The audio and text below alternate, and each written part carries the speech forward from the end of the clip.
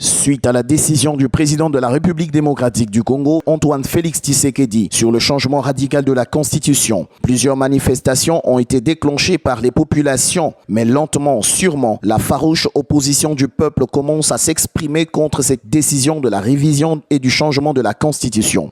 Ces manifestants ont protesté cette décision sur le boulevard du Stade des Martyrs en face du siège de Martin Fayulu, l'un des opposants du pouvoir en place. Disent certains, en ce moment crucial de notre jeune démocratie, tout est prioritaire, sauf la révision de la loi suprême qui est le cadet des soucis du peuple congolais. Le peuple s'attend au changement de la situation sociale, à l'augmentation du pouvoir d'achat, à la pacification de toutes les zones de conflit en RDC, la diminution du taux de chômage et surtout le peuple attend la réalisation des promesses du président de la République.